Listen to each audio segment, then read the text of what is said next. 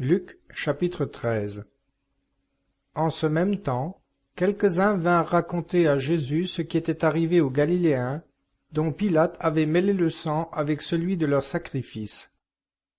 Il leur répondit: Pensez-vous que ces Galiléens fussent de plus grands pécheurs que tous les autres Galiléens pour avoir souffert de la sorte? Non, je vous le dis. Mais si vous ne vous repentez, vous périrez tous comme eux. Ou bien ces 18 sur qui tomba la tour de Siloé, et qu'elle tua. Pensez-vous que leur dette fut plus grande que celle de tous les autres habitants de Jérusalem? Non, je vous le dis. Mais si vous ne vous repentez, vous périrez tous de même. Il dit aussi cette parabole. Un homme avait un figuier planté dans sa vigne. Il vint pour y chercher des fruits, et n'en trouvant point, il dit au vigneron: Voilà 3 ans que je viens chercher du fruit à ce figuier, et je n'en trouve point. Coupe-le donc. Pourquoi rend-il la terre improductive? Le vigneron lui répondit: Seigneur, laissez-le encore cette année, jusqu'à ce que j'aie creusé et mis du fumier tout autour. Peut-être portera-t-il du fruit ensuite. Sinon, vous le couperez.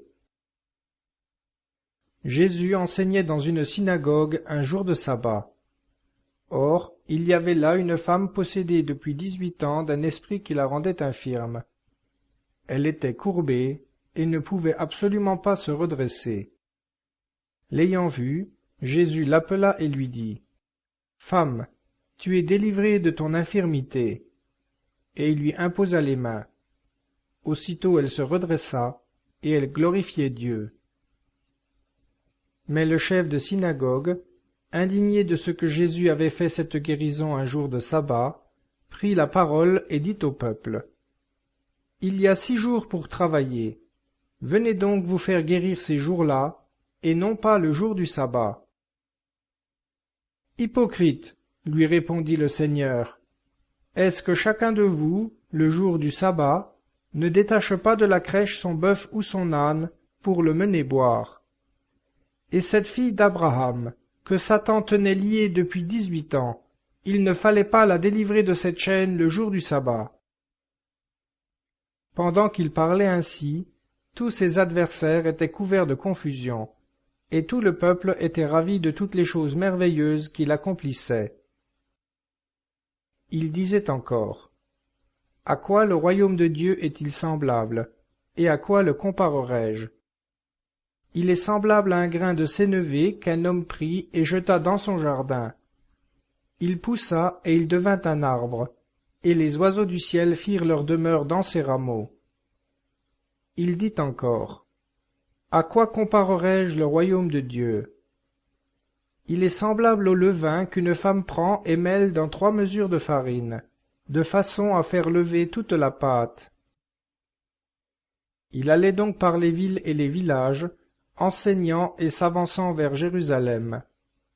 Quelqu'un lui demanda: Seigneur, n'y aura-t-il qu'un petit nombre de sauvés?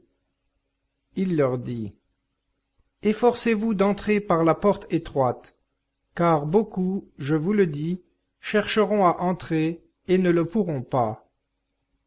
Une fois que le père de famille se sera levé et aura fermé la porte, si vous êtes dehors et que vous vous mettiez à frapper en disant: Seigneur, ouvrez-nous, il vous répondra: Je ne sais d'où vous êtes. Alors vous vous mettrez à dire: Nous avons mangé et bu devant vous, et vous avez enseigné dans nos places publiques. Et il vous répondra: Je vous le dis, je ne sais d'où vous êtes. Retirez-vous de moi, vous tous, ouvriers d'iniquité.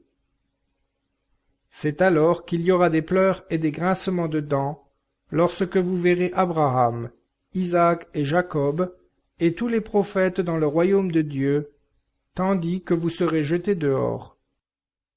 Il en viendra de l'Orient et de l'Occident, de l'Aquilon et du Midi, et ils prendront place au banquet dans le royaume de Dieu. Et tels sont les derniers qui seront les premiers, et tels sont les premiers qui seront les derniers.